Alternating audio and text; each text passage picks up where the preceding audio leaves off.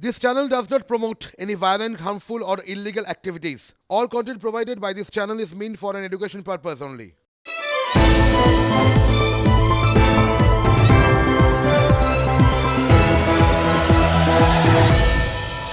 নমস্কার, super prime টাইমে আপনাদের স্বাগত। মাও জেদং একবার বলেছিলেন, রাজনীতি হলো রক্তপাত ছাড়া যুদ্ধ, আর যুদ্ধ হলো রাজনীতির সঙ্গে রক্তপাত।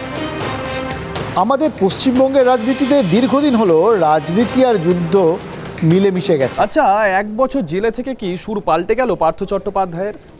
এর আগে যতবারই আমরা জিজ্ঞাসা করেছি, সাংবাদিকরা জিজ্ঞাসা করেছে, পার্থ চট্টোপাধ্যায় বারংবার বুঝিয়ে দিয়েছেন তিনি দলের সঙ্গে আছেন। কিন্তু ঘনিষ্ঠ মহলে পার্থ চট্টোপাধ্যায় এবার যা বললেন তা রীতিমতন বিস্ফোরক বলছে সূত্র। তিনি নাকি সরকারের বিরুদ্ধে তোপ দেগেছেন, তার দলের বিরুদ্ধেও তোপ দেগেছেন। হ্যাঁ, পার্থ চট্টোপাধ্যায়। সূত্র বলছে তিনি দাবি করেছেন 2021-এ সরকারে আসার পর চাকরি দিতে ব্যর্থ হয়েছে মমতা বন্দ্যোপাধ্যায়ের সরকার।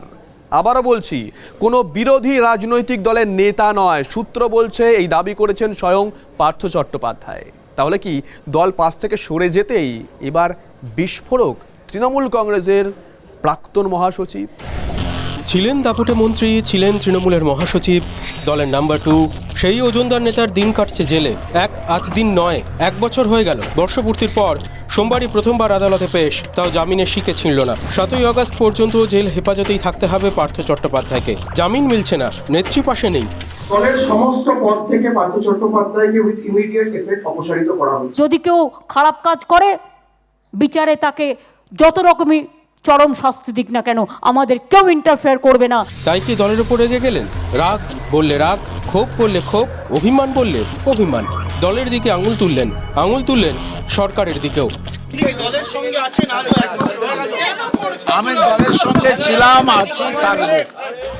মুখে যাই বলুন, আলিপুর আদালতে পেশের ফাঁকে ঘনিষ্ঠ মহলে পার্থ চট্টোপাধ্যায় যা বলেছেন তাতে বিস্ফোরণের মশলা কম নয়। সরকারকে ঠুকেছেন নিয়োগ নিয়ে, যে ভাষায় বিরোধীরা কথা বলেন প্রায় সেই ভাষাতেই। পার্থ চট্টোপাধ্যায় নাকি বলেছেন 5.5 বছরের মন্ত্রিত্বের সময় 2.5 লক্ষ চাকরি হয়েছে, 52টা বিশ্ববিদ্যালয় হয়েছে, গ্রস এনরোলমেন্ট রেশিও বেড়েছে। 21-এ নির্বাচনে তো জিতে গেল এই সরকার, প্রায় 3 বছর হয়ে গেল। কজনকে চাকরি দিয়েছে?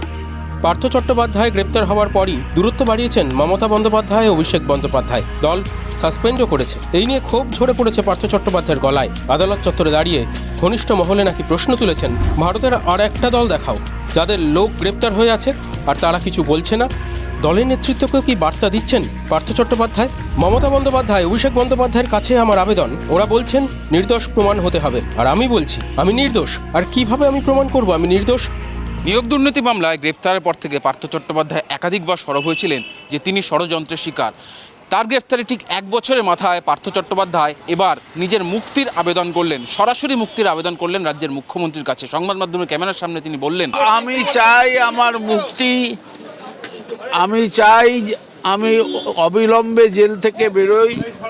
আমি মুখ্যমন্ত্রী মমতা বন্দ্যোপাধ্যায়ের কাছে আবেদন করব, নির্দোষ প্রমাণিত করতে গেলে যে লেভেল প্লেয়িং ফিল্ড দরকার আমি সেটা চাই। আমি নির্দোষ, আমি নিয়োগকর্তা নই, আমি সুপারিশকর্তা নই, আমি কোনো ব্যাপারের সঙ্গে ছিলাম না। আদালতে ঢোকার সময় আক্ষেপ ঝরে পড়ছিল প্রাক্তন শিক্ষামন্ত্রীর গলায়। কে কি বললো তাতে আমাদের কিছু এসে গেল না। আমি এইটুকু বুঝেছি যে শুধুমাত্র আমাকে জোর করে এখানে আটকে রাখা হচ্ছে। নিজের বন্দি জীবন নিয়ে একথা বললেও অন্য কয়েকজন কেন এখনও বন্দী হয়নি সে প্রশ্নও নাকি ঘনিষ্ঠ মহলে তুলে দিয়েছেন প্রাক্তন শিক্ষামন্ত্রী। বলেছেন আরও অনেক লোক এমন আছে যারা এই মামলায় যুক্ত, কিন্তু তাদের অনেককেই গ্রেপ্তার করা হয়নি। দুর্নীতিতে জড়িত নামগুলো যদি জেনেই থাকেন, তাকে ইডি বা সিবিআইকে বলেছেন পার্থ চ্যাটার্জি, নাকি দলের ছাতার তলায় থাকতে চেয়ে সেসব নাম মুখেই আনেননি? তাই কি ক্ষোভ উগড়ে দিয়েও বলতে হচ্ছে দলের সঙ্গে আছি, তার সে দল সঙ্গে থাক বা না থাক? পুরো লিস্টটা দিয়ে দিন, টাকার ভাগ কোথায় কোথায় দিয়েছেন, কি ভাবে দিয়েছেন। হয় রাজশাহী হবে, নাহলে জীবনের বাকি অংশটা জেলে পচতে হবে। এটাই তো হবার কথা। অপরাধী, ক্রিমিনাল। পার্থ চট্টোপাধ্যায় এক্ষেত্রে এদিন 2 ধরনের কথা শোনা গেল। একবার দলের সম্পর্কে তার আক্ষেপ, অন্যদিকে দলের সম্পর্কে তার আবেগ। একই সঙ্গে সংবাদ মাধ্যমের সামনে আবার দলের পাশে থাকাও বার্তাও তিনি দিয়ে গেলেন। ক্যামেরা চাঁদমিয়ার সঙ্গে সুজয় পাল, TV9 বাংলা, কলকাতা। পার্থ চট্টোপাধ্যায় ঘনিষ্ঠ মহলে যা বলেছেন, তার দল তৃণমূল সেটাকে পাত্তা নাও দিতে পারে, কিন্তু আজকে সুপ্রিম কোর্টে শিক্ষক নিয়োগ দুর্নীতি মামলায় জাস্টিস দীপঙ্কর দত্ত যে পর্যবেক্ষণ দিয়েছেন তা অত্যন্ত গুরুত্বপূর্ণ। এটাকে কি শাসক দল এড়িয়ে যেতে পারে? জানেন কি বলেছেন বিচারপতি? জাস্টিস দত্ত বলেছেন যে পশ্চিমবঙ্গে নিয়োগ দুর্নীতি মামলায় যা হয়েছে তা পুরোটাই রাজনৈতিক, এবং এমন অবস্থা এ রাজ্যের যে একমাত্র ভগবানই ভরসা, অর্থাৎ রাজ্যটাকে বাঁচাতে পারেন একমাত্র ভগবান। এদিকে আজকে শিক্ষক নিয়োগ দুর্নীতির আরেকটা মামলা ছিল কলকাতা হাইকোর্টে। অভিষেক বন্দ্যোপাধ্যায় যে মামলায় জড়িত, অভিষেক বন্দ্যোপাধ্যায় আপাতত মৌখিক রক্ষা কবচ পেয়েছেন। তার মামলাটি কে শুনবেন তা স্থির করবেন কলকাতা হাইকোর্টের প্রধান বিচারপতি, আর সেটা যতক্ষণ না হচ্ছে ততক্ষণ পর্যন্ত অভিষেক বন্দ্যোপাধ্যায়ের বিরুদ্ধে কোনো কড়া পদক্ষেপ করা হবে না বলে আদালতেই জানিয়ে দিয়েছেন ইডির আইনজীবী। তবে অভিষেক বন্দ্যোপাধ্যায় আমেরিকা যাওয়ার জন্য আবেদন করেছেন। তিনি জানিয়েছেন তার চিকিৎসার জন্য বিদেশ যেতে হবে তাকে। সেই আবেদনের কিন্তু কোনো মীমাংসা বা নিষ্পত্তি আজ পর্যন্ত হয়নি। চিকিৎসার জন্য আমেরিকা যেতে চান। অগাস্টের 8 তারিখ বিকেল 4:30 ডাক্তার ডেভিড এল গুইটনের অ্যাপয়েন্টমেন্ট নেওয়া রয়েছে। সোমবার কলকাতা হাইকোর্টে বিচারপতি তীর্থঙ্কর ঘোষের এজলাসে এই মর্মে হলফনামা জমা করেন তৃণমূলের সাধারণ সম্পাদক অভিষেক বন্দ্যোপাধ্যায়। তারপর যা ঘটল তা প্রত্যাশায় ছিল না। নিয়োগ দুর্নীতিতে নিষ্কৃতি চেয়ে মামলা করেন অভিষেক। ওই মামলা এই এজলাস কেন, প্রশ্ন তোলেন ইডির আইনজীবী। অভিষেকের মামলা শুনছেন বিচারপতি অমৃতা সিনহা। সুপ্রিম কোর্ট সেই মর্মে নির্দেশ দিয়েছে বলেই দাবি ইডির। বিচারপতি তীর্থঙ্কর ঘোষকে জানান ইডির আইনজীবী। তারপরই মামলা থেকে সরে দাঁড়ান বিচারপতি তীর্থঙ্কর ঘোষ। কে মামলা শুনবেন তা হাইকোর্টের প্রধান বিচারপতি স্থির করবেন, জানান বিচারপতি তীর্থঙ্কর ঘোষ। কিন্তু ততদিনে অভিষেকের বিরুদ্ধে কড়া পদক্ষেপ করা যাবে না, বিচারপতিকে এই মৌখিক আশ্বাস দিয়েছেন ইডির আইনজীবী। উনি তো হলফনামা দিয়ে বলবেন বটেই আমি যুক্ত নই, কিন্তু কোর্টের বিচারাধীন হওয়াটাই উচিত এবং কোর্টকে যথাযথ গুরুত্ব দিয়ে দেখা উচিত। কোন বিচারক শুনবেন সেটা হচ্ছে বড় কথা, হচ্ছে যেন যথাযথ গুরুত্ব দিয়ে দেখে পশ্চিমবাংলার যুবকেদের সর্বনাশ করেছে যারা, তাদের বিরুদ্ধে নরমভাবে দেখার কোনো সুযোগ যেন কোথাও না হয়। কিন্তু একাধারে তিনি ক্ষুদিরামের ছোট ভাইয়ের মতো বক্তব্য রাখছেন যে ফাঁসির মঞ্চে জীবনের জয়গান গেয়ে যাবেন দুর্নীতির কোনো তদন্ত যদি তার দিকে আসে। আবার অন্যদিকে তিনি রক্ষা কবচের জন্য চাইছেন। তাহলে মহামান্য আদালতের কি আর অন্য কোনো কাজ নেই? সাধারণ মানুষের অন্য কোনো প্রয়োজনে আর আদালত খুব একটা দৃষ্টি দিতে পারবে না। কয়লা কেলেঙ্কারিতেও অভিষেককে জিজ্ঞাসাবাদ করেছে ইডি। অভিষেকের স্ত্রী রুজিরা বন্দ্যোপাধ্যায়ের বিদেশ যাত্রা কয়েকদিন আগে রুখে দেয় এনফোর্সমেন্ট ডিরেক্টরেট। এয়ারপোর্টেই তাকে নোটিশ ধরানো হয়। তারপর কলকাতায় ইডির অফিসে ডেকে জিজ্ঞাসাবাদও করা হয়। সুপ্রিম কোর্টে সোমবার এই নিয়েই প্রশ্নের মুখে পড়েছে কেন্দ্রীয় এজেন্সি। সুপ্রিম কোর্টের প্রশ্ন, আগে কোর্টের অনুমতিতে বিদেশে গিয়েছিলেন রুজিরা। রুজিরা নির্দিষ্ট সময়ের মধ্যে ফিরেও এসেছিলেন। তারপরেও কেন রুজিরার বিদেশ যাত্রায় বাধা দেওয়া হলো? তাৎপর্যপূর্ণভাবে কলকাতা হাইকোর্টে অভিষেকের হয়ে সওয়াল করেছেন অভিষেক মনু সিংভি, আর সুপ্রিম কোর্টে সওয়াল করেছেন কপিল সিব্বাল, দুজনেই কংগ্রেস নেতা। দিল্লি থেকে জ্যোতির্ময় কর্মকার, কলকাতা থেকে শ্রাবন্তী সাহার রিপোর্ট, TV9 বাংলা। 9 মাস পরে লোকসভা ভোট, অর্থাৎ ফাইনাল এক্সাম। ভোটের পরীক্ষা ভারী মজার জিনিস। সব রাজনৈতিক পক্ষই নিজের নিজের মতো করে প্রশ্নপত্র সেট করে, যাকে আমরা বলি সহজ করে ইস্তাহার। সেই ইস্তাহারের মধ্যে থেকে বেছে নিতে হয় আপনি কোন প্রশ্নপত্রের বা কোন প্রশ্নের সেটের উত্তর দেবেন। সাধারণত আমরা কি করি, মানে ভোটাররা কি করে, যে প্রশ্নপত্রটা তার কাছে, ভোটারের কাছে তুলনামূলকভাবে সহজ বলে মনে হয়, যেগুলো কমন প্রশ্ন, বেশ ভালো করে পড়াশোনা করে গিয়ে আমরা পরীক্ষা দিতে যাচ্ছি, সেই উত্তরগুলো আমরা আগে দিই। এবার মোটামুটি স্পষ্ট হয়ে গেছে 2 ধরনের প্রশ্নপত্রের সেট 2024-এর লোকসভা ভোটের আগে ভোটারদের সামনে আসতে চলেছে। এই ধরুন, প্রথমবারের জন্য এনডিএ ঐক্য এবং ইন্ডিয়া ঐক্য, দুটো প্রশ্নপত্রের সেট আনুষ্ঠানিকভাবে প্রকাশ্যে সামনে চলে এলো। ফলে এখন থেকেই যারা উত্তরদাতা অর্থাৎ সাধারণ ভোটাররা, তারা মাথা ঘামাতে শুরু করে দেবেন। ক্লাস টেস্ট শুরু হয়ে গিয়েছে, ফাইনাল এক্সাম 9-10 মাস পর। কোনটা আপনার কাছে সহজ মনে হচ্ছে? এখন থেকেই নজর রাখুন প্রশ্নের দিকে। ইন্ডিয়া ঐক্যে একতা কতটা, তার পরীক্ষা এখনো শেষ হয়নি। অভিন্ন ন্যূনতম কর্মসূচি ঘোষিত হয়নি, 11 সদস্যের কোর কমিটিরও ঘোষণা হয়নি। কিন্তু ইস্যু রেডি। দিল্লি অর্ডিন্যান্স নিয়ে ঐক্যের শরিকদের মধ্যে যদিও বা কিছু দ্বন্দ্ব ছিল, মণিপুর নিয়ে 26টি দলই এক কাট্টা। কয়েকদিন আগে প্রকাশ্যেই নারী নির্যাতনের নিন্দা করেছিলেন প্রধানমন্ত্রী, কিন্তু সংসদের বাইরে নয়, সংসদে বিবৃতি চান বিরোধীরা।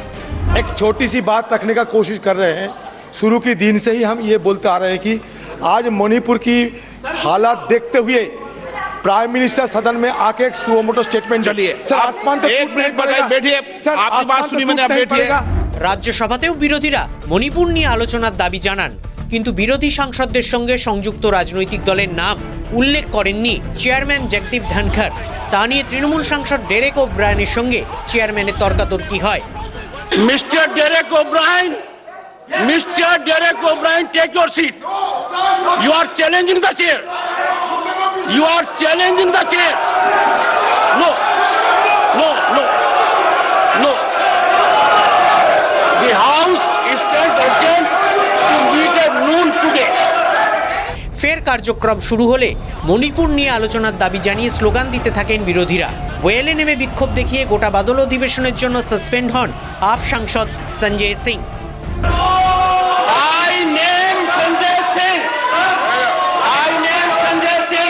If the House approves it, Sanjay Singh is suspended as member during the entire session of this House. প্রথম দিনেই বিরোধী সাংসদ সাসপেন্ড, তাও রাজ্যসভায়। অধিবেশন এভাবে আরম্ভ হোক তা কোনো শাসক পক্ষই চায় না। সংসদ সুষ্ঠুভাবে চলতে দেওয়ার একটা আহ্বান সকালেই করা হয় মোদী সরকারের তরফে। বিরোধী নেতাদের ফোন করেন প্রতিরক্ষা মন্ত্রী রাজনাথ সিং। তৃণমূল সাংসদ সুদীপ বন্দ্যোপাধ্যায়কে ফোন করেন রাজনাথ। প্রধানমন্ত্রীর বিবৃতির দাবিতে অনড় তৃণমূল, জানান সুদীপ। हम समझ ये नहीं पा रहे हैं कि वो चर्चा से क्यों भाग रहे हैं। What is their intention, why they are running away from the discussion. সংসদ চত্বরেও দুপক্ষের টান উত্তেজনা। গান্ধী মূর্তির পাদদেশে যৌথ বিক্ষোভের কর্মসূচি আগেই ঘোষণা করে রেখেছিল ইন্ডিয়া ঐক্য, কিন্তু বিরোধী সাংসদরা গান্ধী মূর্তিতে পৌঁছে দেখেন রাজস্থান ও বাংলায় নারী নির্যাতন নিয়ে সেখানে আগে থেকেই বিক্ষোভ দেখাচ্ছেন বিজেপি সাংসদরা। বিরোধী সাংসদরা তখন সংসদের সিঁড়িকে বেছে নেন। পরবর্তী ক্ষেত্রে এই গান্ধী মূর্তির পাদদেশে ফিরে এলেও বিরোধী সাংসদদের দাবি যে এই ঘটনা রাজনৈতিক শিষ্টাচারের অভাব। অপরদিক থেকে বিজেপির বক্তব্য, গান্ধীজি গণতন্ত্রে কারোর একার নয়, প্রতিবাদের অধিকার রয়েছে প্রত্যেকেরই, ফলত এক্ষেত্রে কোনো নির্দিষ্ট সময়সীমা কারোর জন্যই বাধা থাকে না। গান্ধীজি সকলের, এরা প্রমাণ করলো বিজেপি পার্টি যে তারা রাজনীতি যে শিষ্টাচার, সেই শিষ্টাচার মানতে রাজি নয়। ওরা 9টা থেকেই এসে গেছে। আমাদের প্রতিবাদ অনেক স্ট্রং। আমরা মণিপুরে 120 জন মারা গেছে। প্রধানমন্ত্রী কেন বক্তব্য দেবেন? হোম মিনিস্টার বক্তব্য দেবেন। বাচ্চার মতো করছে তো, এই খেলনাটা নয় ওটা চাই, বেলুন নয় আমার ঝুনঝুনি চাই। এইভাবে রাজনীতি হয় নাকি? সংসদ এইভাবে চলে নাকি? বিরোধীদের অভিপ্রায় কি তা বুঝতেই ক্যাবিনেট মন্ত্রীদের সঙ্গে এক প্রস্ত বৈঠক করেন প্রধানমন্ত্রী নরেন্দ্র মোদী। তারপর কেন্দ্রীয় স্বরাষ্ট্রমন্ত্রী অমিত শাহ ও বিজেপি সভাপতি জেপি নাড্ডার সঙ্গেও বৈঠক করেন। দুপুরে লোকসভায় কেন্দ্রীয় স্বরাষ্ট্রমন্ত্রী জানিয়ে দেন সরকার মণিপুর নিয়ে আলোচনার জন্য প্রস্তুত। मैं सदन में चर्चा के लिए तैयार हूं। मुझे मालूम नहीं है कि विपक्ष क्यों चर्चा करने देना नहीं चाहता। मेरा विपक्ष के नेता को आग्रह है कि चर्चा होने दे और इस महत्वपूर्ण मसले पर पूरे देश के सामने सच्चाई जाए, बहुत महत्वपूर्ण है। সরকার মণিপুর নিয়ে আলোচনায় আগ্রহী, বিরোধীরা কেন আলোচনা এড়িয়ে গিয়ে হট্টগোল করছেন প্রশ্ন তুলে পাল্টা চাপের কৌশল নিলেন কেন্দ্রীয় স্বরাষ্ট্রমন্ত্রী। আগামী কয়েকদিন সংসদ এই চাপ পাল্টা চাপের রাজনীতি দেখবে, অনুমান রাজনৈতিক মহলে। নয়াদিল্লি থেকে ক্যামেরায় শশীনাথের সঙ্গে জ্যোতির্ময় কর্মকার, TV9 বাংলা। বাংলার রাজনীতি এখন দিল্লিতে, ময়দানের পরিভাষায় অ্যাওয়ে ম্যাচ। ইতিমধ্যেই দিল্লিতে পৌঁছে গেছেন বিজেপি সাংসদরা, পৌঁছে গেছেন তৃণমূল কংগ্রেস সাংসদরা, পৌঁছে গেছেন অধীর চৌধুরীও। আগামী কয়েকটা দিন মানে এই অধিবেশনে সংসদে খেলা হবে, কিন্তু টিমের ফরমেশনটা একটু বদলে গেল না? এই তো কয়েকদিন আগে পঞ্চায়েত নির্বাচনে যারা সেন্টারের এপারে ছিলেন, এখন তারা সেন্টারের ওপারে। এটা কি দিল্লির হাওয়ার গুণ নাকি ভোটের হাওয়ার গুণ? অভিষেক বন্দ্যোপাধ্যায়, বিকাশ রঞ্জন ভট্টাচার্য, অধীর চৌধুরী একসঙ্গে দাঁড়িয়ে বিজেপির বিরোধিতা করছেন। একেবারে বিরল দৃশ্য, বাঁধিয়ে রাখার মতন ছবি।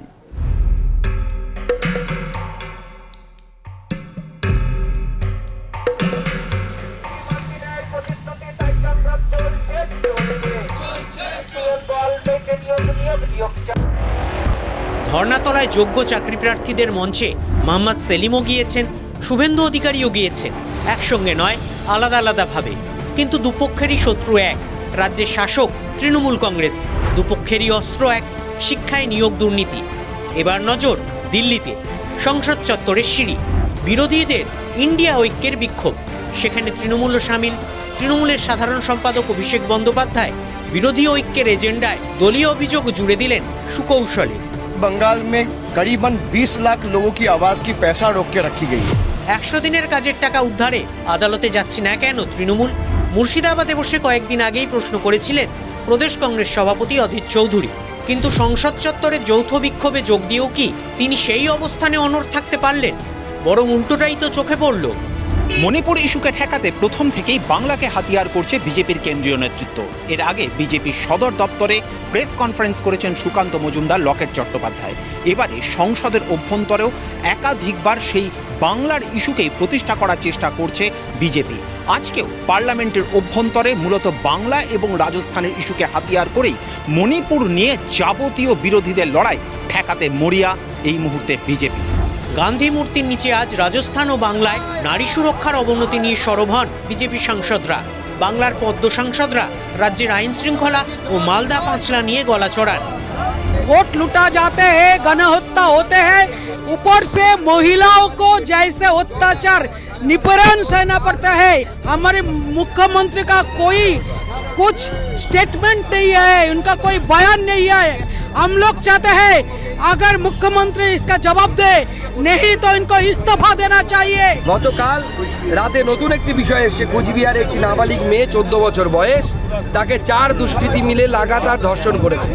তার ফলে সে মেয়েটি এখন মিশন হসপিটালে জীবনের সাথে লড়াই করছে। এর জন্য কি বিজেপি দায়ী না মুখ্যমন্ত্রী দায়ী যে অপদার্থ মুখ্যমন্ত্রী শাসন ব্যবস্থাকে এমন করে দিয়েছে যেখানে মহিলাদের সুরক্ষা পশ্চিমবঙ্গে নেই? নাটকে যেমন প্লট এবং সাবপ্লট থাকে, ঠিক তেমনই জাতীয় রাজনীতিতে যখন বিরোধী দলগুলি ইন্ডিয়া জোটকে সংহত করতে মরিয়া, ঠিক সেই সময় বঙ্গ রাজনীতিতে বাম এবং কংগ্রেস নিজেদের তৃণমূল বিরোধিতা বজায় রাখতে মরিয়া। কিন্তু পার্লামেন্টের মাটিতে কৌশল সম্পূর্ণ অন্যরকম। বিকাশ ভট্টাচার্য এবং অধীর চৌধুরী বুঝিয়ে দিলেন, যখনই মণিপুরের পাল্টা হিসেবে বাংলার ইস্যুকে তুলে ধরছে বিজেপি, ঠিক সেই সময় তারা স্পষ্টভাবে তৃণমূলকে পরোক্ষে কিছুটা সাহায্য করলেন।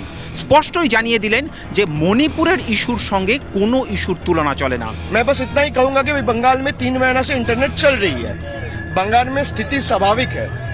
आपको अगर लगता है कि बंगाल में स्थिति खराब है और मणिपुर में बेहतर है, अब मणिपुर में इंटरनेट चलवा दो। যার যেখানে খুশি বলতে পারে যে কোনোভাবেই মণিপুরের সঙ্গে কোনো তুলনা হতে পারে না। আবার যে জুলক আর হিলক তো এক হতে পারে না। যে বিভৎসতা হয়েছে মণিপুরে, তার সঙ্গে অন্যান্য অনেক জায়গায় হয়তো নারী নির্যাতন হচ্ছে, নারীদের অসম্মান করা হচ্ছে, কিন্তু সেটার সঙ্গে মণিপুরকে তুলনা করলে পরে কিন্তু অত্যন্ত ভুল হবে। মণিপুর একটা অনন্য ঘটনা, তার সঙ্গে পশ্চিমবঙ্গ অন্য কারো তুলনা করাটাই হচ্ছে বোকার। নিয়োগ দুর্নীতিতে যোগ্য চাকরি প্রার্থীদের পক্ষে লড়ছেন আইনজীবী বিকাশ রঞ্জন ভট্টাচার্য। তার জন্যই শিক্ষায় নিয়োগ বাধা পাচ্ছে। 2022-এর 21শে জুলাই ধর্মতলা থেকে তার নাম করে অভিযোগ করেছিলেন মুখ্যমন্ত্রী মমতা বন্দ্যোপাধ্যায়। আর 2023-এর 24শে জুলাই সংসদ চত্বরে বিকাশ রঞ্জন ও অভিষেক বন্দ্যোপাধ্যায়ের সুর ও স্বর মিলে যাচ্ছে। শুধু তাই নয়, দিল্লি প্রভাব ফেলছে বাংলাতেও। মণিপুরে নারী নিগ্রহের প্রতিবাদে রাজভবন অভিযান করে পশ্চিমবঙ্গ মহিলা কংগ্রেস।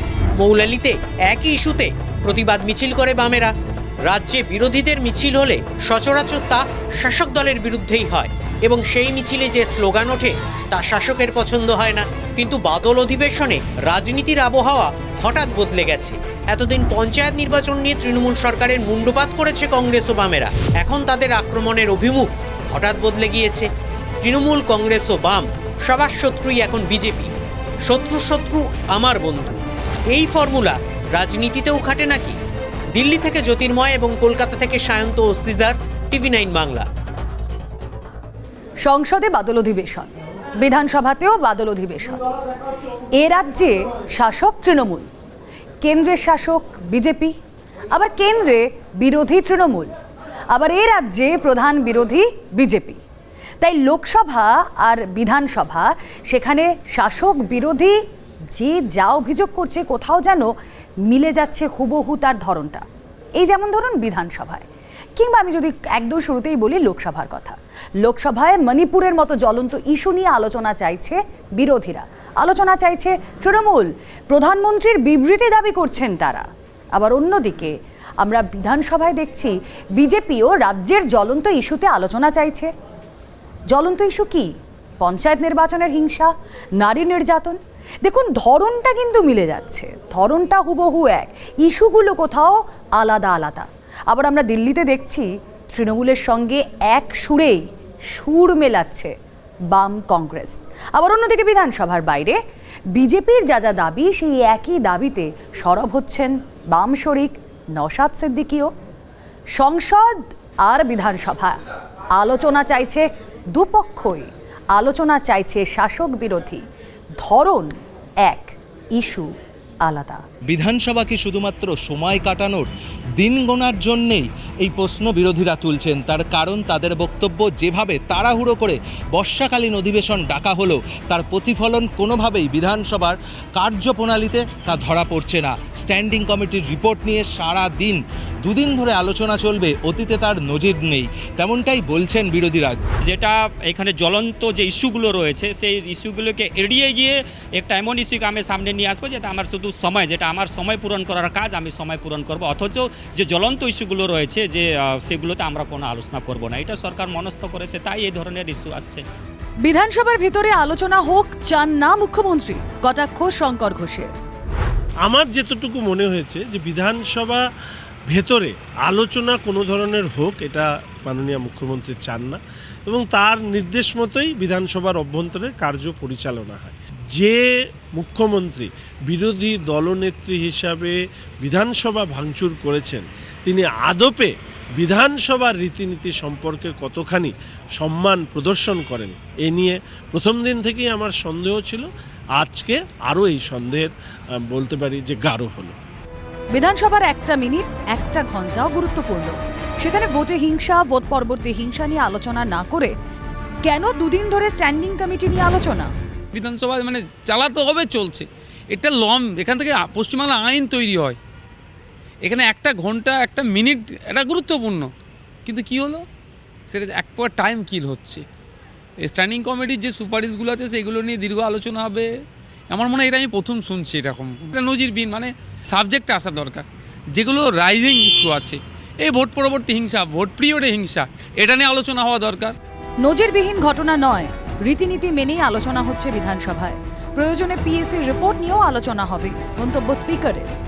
নজিরবিহীন ঘটনা নয়, আমাদের rule 319 of rules of procedure and conduct of business, যেটা বিধানসভা প্রযোজ্য, তাতে পরিষ্কার বলা রয়েছে এটা নিয়ে আলোচনা করা যায়। এবং আমাদের স্ট্যান্ডিং কমিটির রিপোর্ট বিধানসভাতে জমা পড়ে, কিন্তু তাতে কি আছে না আছে কেউ পড়েও দেখেন না, কেউ জানতেও চান না। এটা নিয়ে আলোচনা হওয়ার দরকার আছে। বিরোধীদের অভিযোগে শাসক পক্ষ আমল না দিলেও প্রশ্ন থামছে না বিরোধীদের। স্ট্যান্ডিং কমিটির রিপোর্ট পেশ হবে, আলোচনা হবে, তাও না হয় মানা গেল, তাহলে পিএসসির রিপোর্টটা কোথায় গেল, যেখানে সরকারের বিভিন্ন আর্থিক বিষয় সামনে আসবে? তা বলেই কি পিএসসির রিপোর্ট নিয়ে কোনো আলোচনা করা যাচ্ছে না, শুধুই অন্যান্য স্ট্যান্ডিং কমিটি? এই প্রশ্নই ঘুরপাক খাচ্ছে বিধানসভার বিভিন্ন অন্দর জুড়ে। ক্যামেরায় অর্ঘ্য চট্টোপাধ্যায়ের সঙ্গে প্রদীপ্তকান্তি ঘোষ, TV9 বাংলা, কলকাতা। ছিল ডিম, হয়ে গেল হাঁস, ছিল রুমাল, হয়ে গেল বিড়াল। এসব তো হামেশাই হয়েছে, আমি আপনি মাঝে মাঝেই এই ধরনের কথা বলে থাকি। কিন্তু রিসেন্ট পাস্টে সব থেকে বেশি যা দেখা গেছে তা হলো ছিল যুযুধান শত্রু, হয়ে গেল ইন্ডিয়া। অন্ততপক্ষে এ রাজ্যে আমরা তো সেই ছবিই দেখতে পাচ্ছি। আমরা দেখেছিলাম ভোটের আগে, নির্বাচনের আগে শাসক দলকে 1 ইঞ্চি জায়গা ছাড়তে চাননি বিরোধীরা। কথা হচ্ছে বাম কংগ্রেসকে নিয়ে।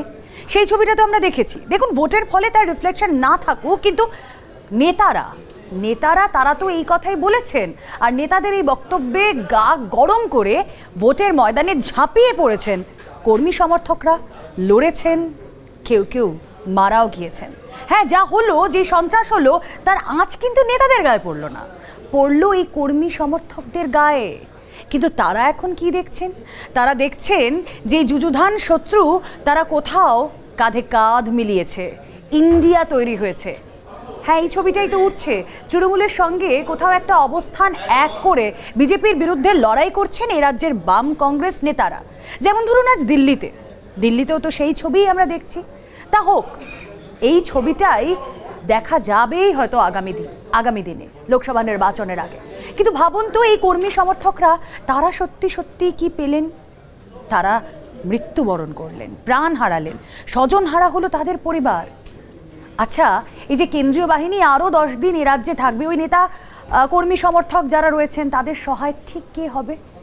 পারবেন তারা আশ্বস্ত হতে, ভোট পরবর্তী হিংসা থেকে নিজেদের বাঁচিয়ে রাখতে?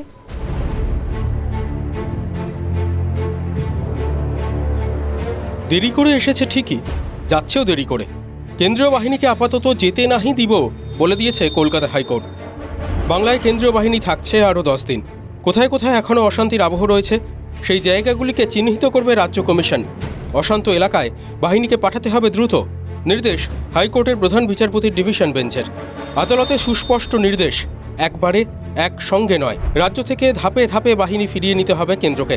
রাজ্যের কৌঁসুলিকে উদ্দেশ্য করে প্রধান বিচারপতির প্রশ্ন, ক্ষতিপূরণ দেবেন ঠিক আছে, কিন্তু দুষ্কৃতীদের বিরুদ্ধে কী পদক্ষেপ? এজলাসে বিবাদী পক্ষের আইনজীবী প্রিয়াঙ্কা টিবরেওয়াল বলেন, এখনও অনেকে গ্রামে ফিরতে পারছেন না, নিরাপত্তার অভাব রয়েছে, স্থানীয় থানার উচিত নিরাপত্তার ব্যবস্থা করা। যে ছেলেরা বা যে ক্যান্ডিডেটস আমাদের বিজেপির বা যারা মহিলারা, তারা উইথ ফ্যামিলি বাড়ি ছাড়া আছে, ফিরতে পারছে না। গুন্ডারা যারা ভোটে উল্লাস মানাচ্ছে তারা বলছে ফিরতে দিবে না, তাদের বাড়ি পুড়িয়ে দিয়েছে, আগুন লাগিয়ে দিয়েছে। সমস্ত জিনিস কোর্টের কাছে আজকে বলা হয়েছে, অ্যাফিডেভিটের মাধ্যমে আমি দিয়েছি, মানুষকে আমি বলেছিলাম ইমেলে পাঠাতে, সমস্ত জিনিস আমি কোর্টের কাছে আজকে দিয়েছি। তো এদেরকে কিন্তু ফিরিয়ে দেবার দায়িত্ব এই এখানে পুলিশকে দিয়েছে। রাজ্য নির্বাচন কমিশনের তরফে 10টি অভিযোগের সত্যতা পাওয়া গেছে স্বীকার করে নেওয়া হয়। যদিও কেন্দ্রের যুক্তি, ভোট মিটে যাওয়ার পরেও স্পর্শকাতর এলাকাগুলির তালিকা দিতে গড়িমসি করছে রাজ্য কমিশন। কেন্দ্রের কথাতেই স্পষ্ট, বাহিনী থাকলেও তার ব্যবহার নিয়ে প্রশ্ন তোলার ফুরসত রয়েছে। এ রাজ্যে কেন্দ্রীয় বাহিনী আনার প্রয়োজন ছিল, তাহলে এতগুলো প্রাণহানি হয়তো হতো না। কিন্তু নির্বাচনের পরেও, ফল বেরোনোর পরেও তৃণমূল কংগ্রেস তাদের ধারাবাহিকতা অব্যাহত রেখেই জয়ী প্রার্থীদের, বিজিত প্রার্থীদের সকলকেই আক্রমণ করছেন। মহিলারাও পর্যন্ত আক্রমণের হাত থেকে রেহাই পাচ্ছেন না, বাড়িতে আগুন লাগানো হচ্ছে। এই অবস্থার মধ্যে কেন্দ্রীয় বাহিনীর উপরে মহামান্য আদালত নির্ভর করেছেন, কিন্তু কেন্দ্রীয় বাহিনী দিয়েই যে সমস্ত সমস্যার সমাধান হবে এটাও কিন্তু মানুষ মনে করছেন না। গত শুক্রবার 21শে জুলাই বিডিও অফিস ঘেরাও কর্মসূচি নিয়েছিল বিজেপি। বিডিও অফিসগুলির নিরাপত্তায় কেন্দ্রীয় বাহিনী মোতায়েন করা হয়েছিল জেলায় জেলায়। প্রশাসনিক দপ্তর আগলাতে বিরোধীদের আন্দোলনের মোকাবিলায় বাহিনী ব্যবহার হচ্ছে। তাহলে ভোট পরবর্তী গোলমাল ঠেকাতে বাহিনী ব্যবহারে গড়িমসি কেন? কেন মনে হচ্ছে প্রশাসনের সদিচ্ছার অভাব রয়েছে? রাজ্যের বর্তমান পুলিশ মন্ত্রী তিনি আরেকবার এইটা প্রমাণ করে দিলেন মানুষের সামনে যে রাজ্যের পুলিশি ব্যবস্থা, রাজ্যের আইন শৃঙ্খলাকে ঠিক রাখতে তারা সক্ষম নন। একটা পরিস্থিতি তৈরি হয়েছে যেখানে কেন্দ্রীয় হস্তক্ষেপ প্রয়োজন। 10 দিন করে বেরোয়ার পরে 10 দিন পরে কী হবে বাংলা, সেটা আমাদের ভাবা দরকার। কোর্টে অবজারভেশনে ছিল নিশ্চিতভাবে যে বাংলার পুলিশে আজকে মেরুদণ্ডটা কোন জায়গায় দাঁড়িয়েছে, এই রায়টাকে প্রমাণ করে দিচ্ছে। যদি আমার রাজ্যের ফোর্সের প্রতি আমাদের ভরসা আছে, কিন্তু তাদেরকে করতে দেওয়া হয় না। অত্যাধিক রাজনৈতিকরণের ফলে তাদেরকে তাদের যে ডিউটি সঠিকভাবে পালন করতে দেওয়া হয় না। তৃণমূলের কি বক্তব্য? 10 দিনের জন্য কেন্দ্রীয় বাহিনী রেখে লাভ কি? জামাই ষষ্ঠীর ল্যাংড়া আমার ইলিশ খাওয়ার জন্যে, তার থেকে রোজ থাকুন, পার্মানেন্টলি থাকুন না। বাংলা ভালো করে খাওয়াবে দাওয়াবে, আমাদেরও সুবিধা হবে। কতগুলো কোয়ার্টার থাকলে সেখানে গিয়ে আমরা লোকাল কমপ্লেনগুলো দিতে পারি, কে কার বাড়িতে চুরি হয়েছে, ছাঁচকে চুরি হয়েছে। কারণ কেন্দ্রীয় বাহিনী এমনি তো কোনো কাজ নেই। কামারহাটের তৃণমূল বিধায়কের টিপ্পণী শুনে বিরোধীরা যদি প্রশ্ন তোলেন, কেন্দ্রীয় বাহিনীকে সত্যিই জামাই ষষ্ঠীর আম খেতে রাজ্যে এসেছিল, নাকি ছুটি কাটাতে এসেছিল যে শুয়ে বসে দিন কাটাবে? তাহলে ভুল হবে কি? ভোটের আগে থেকে ভোট মিটে যাওয়ার পরেও রক্তাক্ত বাংলায় বাহিনী আর কবে বাহিনীর মতো ব্যবহৃত হবে? সেই প্রশ্ন ওঠা কি খুব অস্বাভাবিক? এই কেন্দ্রীয় বাহিনী সঠিক জায়গায়, অর্থাৎ যেখানে এখনো পর্যন্ত সন্ত্রাস চলছে, অশান্তির খবর আসছে, সেখানে আদৌ মোতায়েন করা হয় কিনা সে নিয়ে যেমন প্রশ্ন থাকছে, আদতে এই কেন্দ্রীয় বাহিনী শেষমেশ শান্তি ফেরাতে পারবে কিনা সে প্রশ্নও থেকেই যাচ্ছে। ক্যামেরায় মৃন্ময় চক্রবর্তীর সঙ্গে শ্রাবন্তী সাহা, TV9 বাংলা, কলকাতা।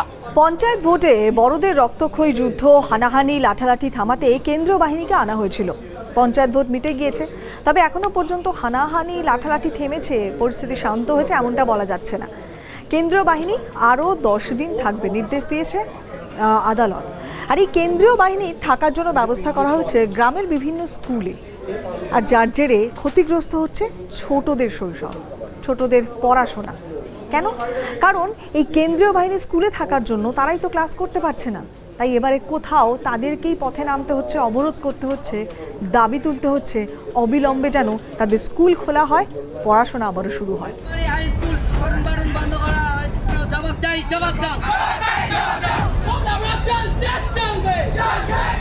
স্কুল বন্ধ, পড়াশোনা হবে কোথায়? তাই স্কুল খোলার দাবিতে রাস্তাতেই বসে পড়ল পড়ুয়ারা। শনিবার অবরোধে নেমেছিল কোচবিহারের শালবাড়ি স্কুলের ছাত্রছাত্রীরা। সোমবার একই পথে হাঁটল কোচবিহারেরই চৌপথি স্কুলের পড়ুয়ারা।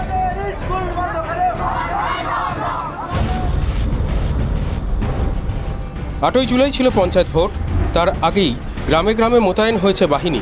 সব মিলিয়ে প্রায় 650 কোম্পানি ফোর্স, মানে 50,000-এরও বেশি জওয়ান, সশস্ত্র পুলিশ। গ্রামের বিভিন্ন স্কুলেই তাদের রাখা হয়েছে। তার জেরেই বন্ধ বহু স্কুল। ভোট মিটেছে, গণনা শেষ, তবু সংঘর্ষ থামেনি। তাই বাহিনীও আছে রাজ্যে। হাইকোর্টের নির্দেশে থাকবে আরও 10 দিন। তাহলে স্কুল খুলবে কবে? সিলেবাসই বা কবে শেষ হবে? ধৈর্য হারাচ্ছে নাকি পড়ুয়ারা? স্কুল খোলা নাই, কেন্দ্র বাহিনী এখনো যায় না, সব স্কুল খোলা, পরীক্ষা হইতেছে অন্যান্য স্কুলে, আমাদের স্কুল বন্ধ। স্কুলে কেন্দ্র বাহিনী আছে বলে স্কুল এখনো ছুটি। পরীক্ষা তো সামনে আসছে, কিন্তু সিলেবাস এখন শেষ হয়নি। বিরক্ত শিক্ষক, অভিভাবকরাও। এবং সামনে পরীক্ষা আছে, হ্যাঁ, বাচ্চাদের পরীক্ষা আছে, পরীক্ষাগুলো যাতে সুসময়ে ভালোভাবে হয়ে যায় সেটাই চাইবো না। এতে তো ছাত্রছাত্রীদের পড়াশোনার যথেষ্ট পরিমাণে ক্ষতি হচ্ছে, যার জন্য বাচ্চারা কিভাবে পাস করবে তার তো একটা সিদ্ধান্তের বাইরেই। আবেদন জানিয়েছি যাতে স্কুলটাকে আমাদের ওই ফোর্স যারা আছে সেটা মুক্ত করে দিয়ে ক্লাস শুরু হোক। রাজ্য সরকারের ফোর্স ছিল, তারা যখন রিমুভ হয়ে চলে গেল, তারপরে আমরা স্কুল চালাবো নোটিশ দিয়ে দিয়েছিলাম। কিন্তু তারপরে রাত্রের মধ্যেই, একদিন পরে রাত্রের মধ্যেই মেসেজ চলে এলো যে এরকম এখানে ক্যাব থাকবে না, সেন্ট্রাল ফোর্স থাকবে। আমাদের আবার পুনরায় নোটিশ দিতে হলো যে স্কুলটা বন্ধ থাকবে। এবছর তাপপ্রবাহের দাপটে অতিরিক্ত গরমের ছুটি দিয়েছিল রাজ্য সরকার। প্রায় 50 দিন বন্ধ ছিল স্কুল, মানে গোড়া থেকেই পিছিয়ে ছাত্রছাত্রীরা। এবার তারা নির্বাচনী কাঁটাতেও। পড়ুয়াদের ভোট দেওয়ার বয়স হয়নি, কিন্তু ভোটের ধাক্কা সইতে হচ্ছে। ছোটদের কথা কি প্রশাসন ভাববে না? ভাববেন না নেতারা? আইন শৃঙ্খলার জন্য বাহিনী নিশ্চয়ই জরুরি, কিন্তু তাদের থাকার জন্য বিকল্প বন্দোবস্ত করা যেত না? সবসময় পড়াশোনাতেই কোপ কেন? এভাবে এগোবে Bangla? Bureau report, TV9 Bangla. সবজি সৌহার্দ্য। ভাঙড়ে শান্তি ফেরাতে শওকত মোল্লা এবং নওশাদ সিদ্দিকী আজকে যা করলেন তাতে বোধহয় একটা শব্দই খাটে, সবজি সৌহার্দ্য। ভাঙড়ে অশান্তির জেরে ক্ষেতের সবজি খেতে পড়েই নষ্ট হচ্ছে। চাষিরা দাম পাচ্ছেন না, বেচাকেনা তো বন্ধ। কি করবেন তারা? কি হবে ভবিষ্যৎ? চিন্তা করছেন তারা। আর ঠিক এই সময় সবজি সৌহার্দ্য। কিন্তু সবজিকে নিয়ে প্রতিপক্ষ দুই শিবিরের এই সৌহার্দ্য আগামীতেও টিকবে তো? রাজনীতিতে সবই হয়, এই যেমন জলের হাঙর আর বনের হায়নার লড়াই। বুঝলেন না? 3টে জায়গায় গোলমাল হলো। একটা ভাঙর, ওই হাঙররা গন্ডগোল করেছে। ভাঙরে কিছু রাজনৈতিক কারবারি আছে, শাসকের কিছু হাঙর আছে যারা বর্তমানে হায়নার রূপ ধারণ করেছে। এই লড়াইয়ের জেরেই বিধ্বস্ত ভাঙর। পঞ্চায়েত ভোটকে কেন্দ্র করে 6 জন ভাঙরবাসীর মৃত্যু হয়েছে। রক্ত ছড়েছে বহু লোকের। তারপরেও ভাঙর শান্ত হয়নি। বিধায়ক নওশাদ সিদ্দিকীর ভাঙরে ঢোকা ঠেকাতে 144 ধারা জারি করেছিল প্রশাসন। গ্রাম বাংলার জনপদ না কাশ্মীরের উপদ্রুত এলাকা বোঝা মুশকিল। ভয়ে সিঁটিয়ে জনতা। এমনই পরিস্থিতি, জমিতেই পচে নষ্ট হচ্ছে ফসল। কলকাতার বাজারে যে সবজি আসে তার বেশিরভাগই যায় ভাঙর থেকে, অথচ গোলমালের ঠেলায় কেনাবেচা অনেক কম। মাথায় হাত চাষিদের। অনেক ব্যবসাদার ধরো হাটে যায় না, তারপরে ওই বলে কখন কি হবে না হবে, এই ভয়তে আর কেউ আর মাল কিনতে চায় না। বাজারে লোক আসছে না কেন? বা ভয়তে একটা ভিত দিকে একটা গন্ডগোল। হ্যাঁ, এখনও ভাঙড়ের অর্থনৈতিক কৃষি প্রধান। গোলমালের জেরে চাষিরা সবজি বেচতে না পারলে নেতাদের বিপদ বাড়তে পারে। বিপদ বলতে রাগ যদি ভোটের বাক্সে গিয়ে পড়ে। তাই পরিস্থিতি বুঝেই কি ঘুম ভেঙেছে নেতাদের? অন্তত কথায় কি তারই প্রতিফলন? ভাঙড়ের সবজি সবচেয়েতে, এই বাংলার মধ্যে সবচেয়ে বেশি সবজি উৎপাদন হয়। 144 ধারা থাকার ফলে আজকে ওখানে সেই সবজিগুলো মানে সেইভাবে মানে আমদানি হচ্ছে না, সেইভাবে কেনাবেচা হচ্ছে না। তাই দিদির কাছে আমি আবেদন করব যে 144 ধারা ওখান থেকে উইথড্র করা হোক। মুখ্যমন্ত্রীর দ্বারস্থ হবেন বলছেন নওশাদ। আমি মুখ্যমন্ত্রীকে চিঠি পাঠাচ্ছি বিষয়ে, যাতে বাংলার দ্রুত শান্তি ফিরে, সেই বিষয়ে চিঠি করছি, আগামীকালই চিঠি দেব। আমাদের কৃষিকাজের একটা বিষয় রয়েছে, বারবার দেখা যাচ্ছে যে হাটে গিয়ে কৃষকরা ফিরে আসছে। হ্যাঁ, তারা মাঠের ফসল মাঠে নষ্ট হচ্ছে, যারা কাঁচা ফসল বিভিন্ন জায়গায় নিয়ে যেয়ে বিক্রি করে সেটা করতে পারছে না, মানে একটা আতঙ্কের পরিবেশ তৈরি হয়ে আছে। তার থেকে যাতে রিলিফ পায় সেটাকে জানিয়ে মুখ্যমন্ত্রীর দ্বারস্থ হব। সবজি নিয়ে সৌহার্দ্য টিকবে কদিন? বাকযুদ্ধ থামার নয়। 144 ধারা তোলার পক্ষে সওয়াল করলেও আইএসএফ বিধায়ককে নিশানা শওকতের।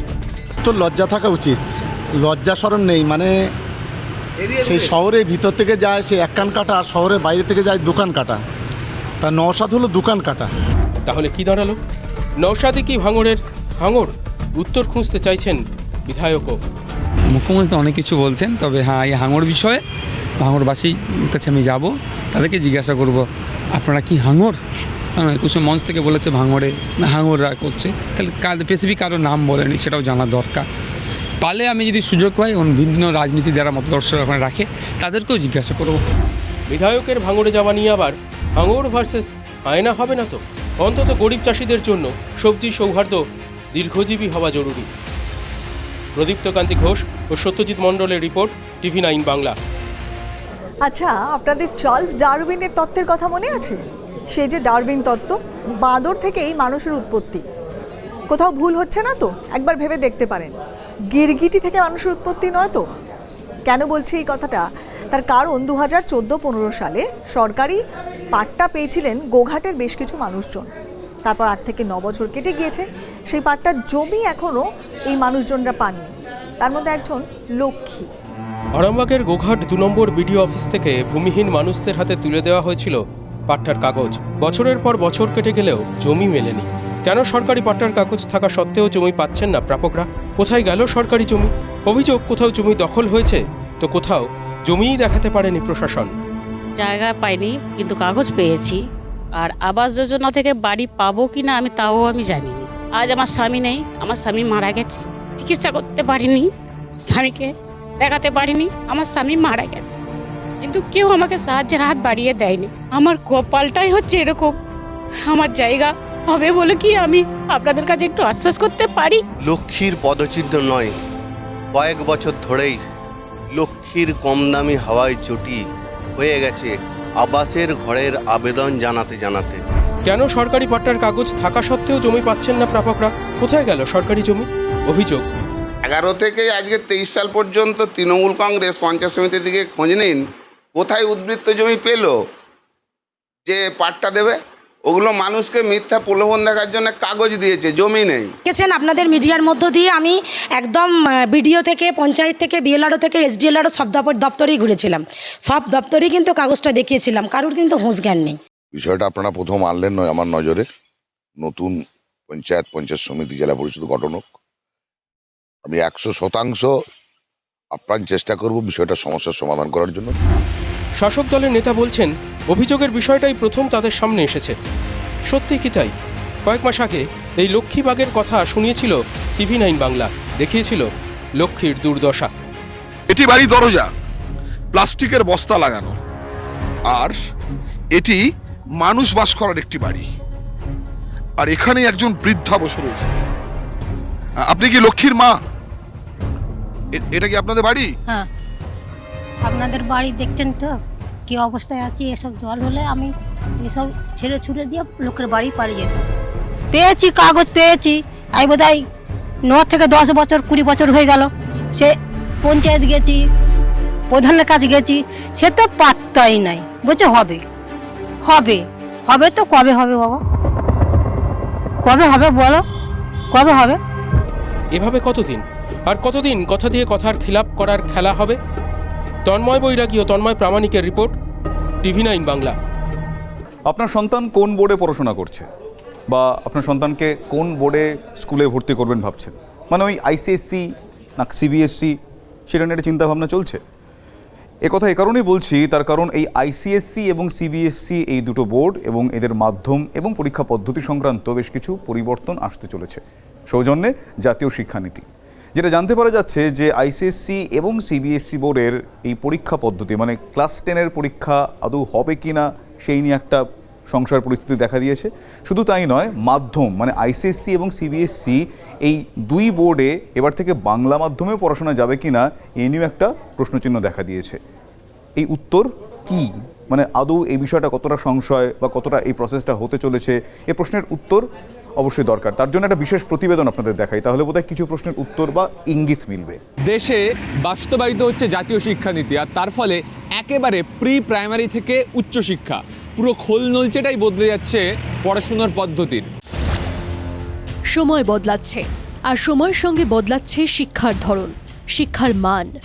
জাতীয় ও আন্তর্জাতিক স্তরের কম্পিটিটিভ এক্সাম নিয়ে ভাবছেন অভিভাবকরা, আর সেখানেই বাংলা মিডিয়াম এবং ইংলিশ মিডিয়ামের পার্থক্য, যে পার্থক্য ক্রমশ বাড়ছে গত এক দশক ধরেই।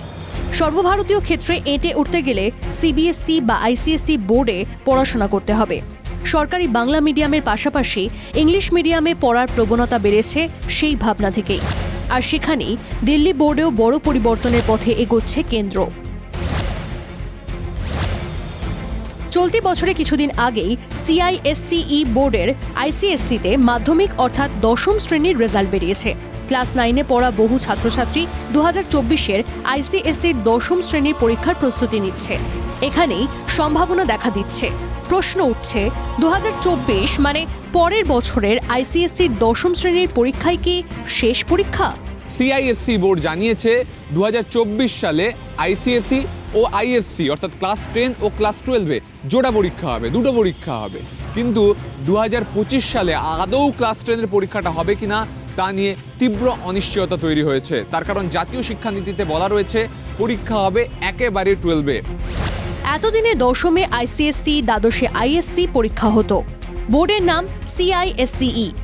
জাতীয় শিক্ষানীতি বাস্তবায়নে সরাসরি দ্বাদশের পরীক্ষার প্রস্তাব দেওয়া হয়েছে, অর্থাৎ ICSE-তে 10ম শ্রেণীর পরীক্ষা উঠে যাওয়ার সম্ভাবনা। কেন্দ্রীয় শিক্ষা মন্ত্রকের নির্দেশের অপেক্ষায় গোটা দেশ। 24-এ দুটো পরীক্ষা হচ্ছে, but from 25 we are not sure. As soon as the ministry tells us, then we will change. তাহলে 25-এর পরীক্ষাটা মিনিস্ট্রির কলের উপর ডিপেন্ড করবে। হ্যাঁ। পুরো পরীক্ষা পদ্ধতিও বদলে ফেলছে জাতীয় শিক্ষানীতি। 2024-এর পরীক্ষায় প্রত্যেক বিষয়ে যুক্ত হচ্ছে 10 নম্বরের চিন্তামূলক প্রশ্ন। থাকছে আরও নানা বদল, তবে সবটাই ধাপে ধাপে। 10 marks will be on critical thinking, on skill-based subjects, and there will also be MCQ questions. Teaching method is changing, learning method is changing, and the assessment is also changing. Gradually হচ্ছে, it will be gradual, not immediately. শুধু CISCE নয়, CBSE-তেও আসতে চলেছে বড় পরিবর্তন, আর সেই পরিবর্তনটাও এবার দ্রুত বাস্তবের মুখ দেখার অপেক্ষায়। চমকে যাচ্ছেন? হ্যাঁ, সবকিছু ঠিকঠাক থাকলে এবার CBSE-তেও বাংলা মাধ্যমে পড়াশোনা ও পরীক্ষা হবে। এ নিয়ে অনেকটা এগিয়েও গিয়েছে বোর্ড। CBSE বোর্ড এবার রিজিওনাল ল্যাঙ্গুয়েজ অর্থাৎ আঞ্চলিক ভাষাকে প্রমোট করতে চলেছে, যেটা তারা জানিয়েছে প্রায় 22টি আঞ্চলিক বিষয়ে তারা এবার পড়াবে। মাতৃভাষায় পড়ার অধিকার নিশ্চিত করতে দেশের সব CBSE স্কুলে চিঠি CBSE বোর্ডের। শুধু ইংলিশ মিডিয়াম নয়, স্কুলগুলিতে 22টি আঞ্চলিক ভাষায় পড়ার সুযোগ। পশ্চিমবঙ্গের ক্ষেত্রে ইংলিশ মিডিয়াম CBSE স্কুলগুলিতে ইংরেজি ছাড়াও হতে পারে বাংলা, হিন্দি, উর্দু এবং নেপালি। তবে ইংলিশ মিডিয়াম CBSE বোর্ডে বাংলা মিডিয়ামে পড়াশোনা নিয়ে এখনও বেশ কিছু প্রশ্ন থেকে যাচ্ছে। বাংলায় পড়াশোনা সেক্ষেত্রে কি অপশনাল থাকবে না বাধ্যতামূলক, তা এখনও স্পষ্ট হয়নি।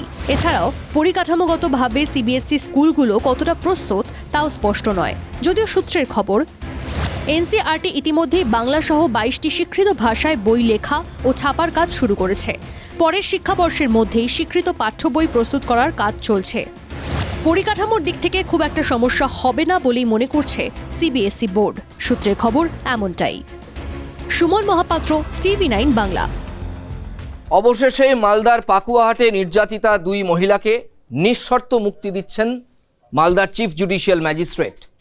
এই 2 মহিলা যাদের ওপর সেদিন প্রচণ্ড অত্যাচার করা হয়েছিল মঙ্গলবার বিবস্ত্র করে, যে ঘটনা গোটা রাজ্যে তোলপাড় ফেলে দিয়েছিল, পুলিশ অভিযোগ ছিল যে পুলিশ প্রথমে অভিযুক্তদের গ্রেফতার না করে ওই 2 মহিলাকেই অন্য একটি মামলায় গ্রেফতার করে নেয়।